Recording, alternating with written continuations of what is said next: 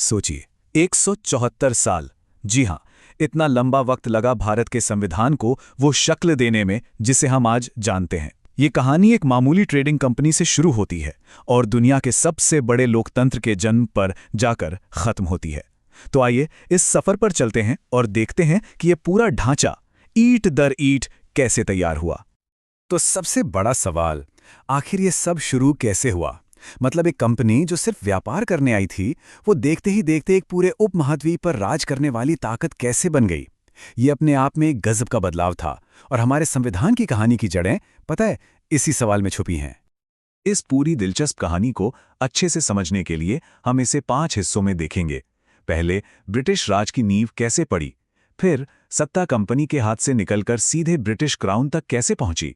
उसके बाद शासन में भारतीयों की भागीदारी की पहली कोशिशें, फिर स्वशासन की तरफ बढ़ते कदम और आखिर में आज़ादी और हमारे अपने संविधान का बनना। तो मोटे तौर पर हमारी टाइमलाइन कुछ ऐसी दिखेगी। शुरुआत होगी 1773 से, जब पहली बार कंपनी पर थोड़ा कंट्रोल करने की कोशिश की गई। फिर आएगा 1858, वो साल जब एक विद्रोह ने सब कुछ बदल कर रख दिया। इसके बाद 1909 में पहली बार भारतीयों को थोड़ी सी पॉलिटिकल आवाज मिली। 1935 में तो हमारे संविधान का लगभग पूरा ब्लूप्रिंट ही तैयार हो गया था। और फिर आखिर में 1947 में मिली हमें आज़ादी। तो चलिए शुरू करते हैं पहले हिस्से से। ये वो दौर है जब ब्रिटिश संसद को एहसास हुआ कि उन्होंने जो ईस्ट इंडिया कंपनी बनाई है, वो अब एक बेकाबू ताकत बनती जा रही है और उसे काबू में करना जरूरी है। तो हुआ ये कि 1773 में आया रेगुलेटिंग एक्ट। ये कंपनी पर लगाम कसने की, कह सकते हैं कि, पहली सीरियस कोशिश थी। इसी एक्ट ने बंगाल के गवर्नर को गवर्नर जनरल बना दिया और यहीं से एक सेंट्रलाइज सिस्टम की शुरुआत हुई।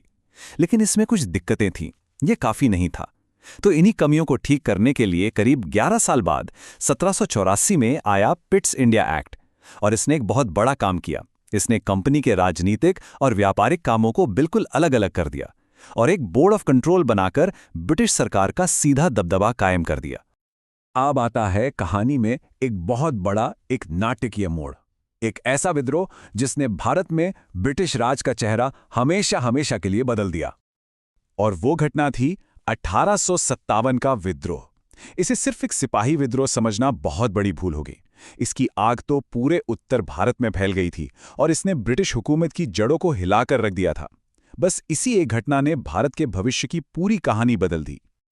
और इस विद्रोह का असर जबरदस्त। 1858 में ईस्ट इंडिया कंपनी का खेल ही खत्म हो गया। अब भारत पर किसी कंपनी का नहीं, बल्कि सीधे ब्रिटिश क्राउन यानी महारानी का राज था। गवर्नर जनरल की पोस्ट का नाम बदलकर वायसरॉय कर दिया गया, जो सीधे क्राउन का नुमाइंदा होता था।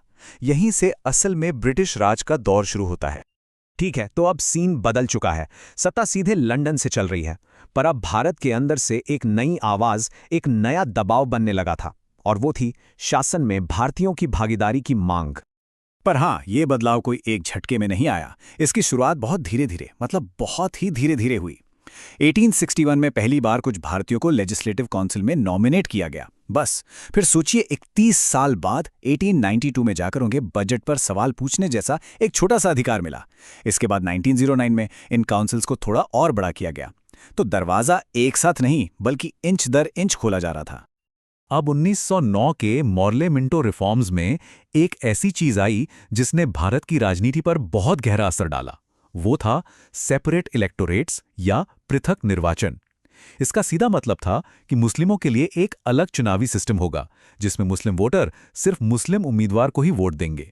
बहुत से जानकार मानते हैं कि इसी एक कदम ने भारत में सांप्रदायिक राजनीति के वो बीज बो दिए जिसका असर हमें दशकों तक देखने को मिला। अब कहानी के चौथे पड़ाव में चीजें तेजी से बदलती हैं। अब अंग्रेजों को भी लगने लगा था कि उन्हें भविष्य के भारत के लिए एक ज्यादा बड़ा और कॉम्प्लेक्स सरकारी ढांचा तैयार करना होगा। 1919 में एक बड़ा पेचीदा सिस्टम लाया गया, जिसे कहते थे डायरकी या द्वैध शासन। अब ये था क्या?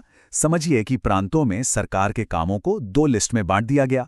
एक रिजर्व्ड लिस्ट, जिसमें पैसा, पुलिस जैसे जरूरी मामले थे जो सीधे गवर्नर के कंट्रोल में थे, और दूसरी ट्रांसफर्ड लिस्ट, जिसमें शिक्षा, स्वास्थ्य जैसे विभाग थे जो भारतीय मंत्रियों को दे दिए गए।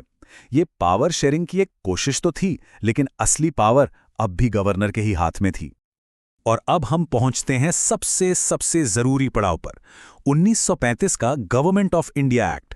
ये इतना अहम है कि इसे हमारे आज के संविधान का ब्लूप्रिंट कहा जाता है। इसने एक ऑल इंडिया फेडरेशन का प्रस्ताव रखा, प्रांतों को पहले से कहीं ज्यादा आजादी दी, केंद्र में 2 सदनों वाली संसद की व्यवस्था की और एक फेडरल कोर्ट भी बनाया जो आज के सुप्रीम कोर्ट का ही पुराना रूप था। सच तो यह है कि हमारे संविधान का एक बहुत बड़ा हिस्सा सीधे सीधे इसी एक्ट से लिया गया है। तो लीजिए, अब हम अपनी 174 साल लंबी कहानी के क्लाइमैक्स पर आ पहुंचे हैं। वो आखिरी एक्ट जिसने एक विशाल साम्राज्य का सूरज डुबो दिया और 2 नए देशों को जन्म दिया। 1947 का इंडियन इंडिपेंडेंस एक्ट। इसका सबसे पहला और सबसे बड़ा नतीजा क्या था? भारत में करीब 200 साल लंबे ब्रिटिश राज का अंत, एक पूरा युग खत्म हो गया। लेकिन इसके साथ ही एक और चीज हुई, विभाजन। इसी एक्ट ने 2 नए देश बनाए, भारत और पाकिस्तान, जो शुरुआत में इंडिपेंडेंट डोमिनियन कहलाए। और सबसे जरूरी बात, अब जो हमारी संविधान सभा थी वो पूरी तरह से आजाद थी। वो भारत के लिए जैसा चाहे वैसा संविधान बनाने के लिए स्वतंत्र थी।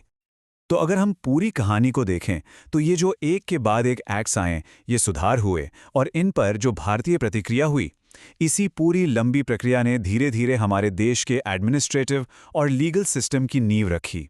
ये उसकी रीढ़ की हड्डी बने जिसने हमें कंपनी राज से लेकर आज़ादी तक पहुंचाया। तो आखिर में एक सवाल हमारे सामने खड़ा होता है, इन सभी एक्ट्स की जो विरासत है, हमारा पार्लियामेंट्री सिस्टम, हमारी ब्यूरोक्रेसी, केंद्र और राज्यों के बीच के रिश्ते, ये सब आज भी हमारे देश को कैसे चला रहे हैं, कैसे प्रभावित कर रहे हैं? क्योंकि इतिहास कभी खत्म नहीं होता, वो बस हमारे आज में जिंदा रहता है।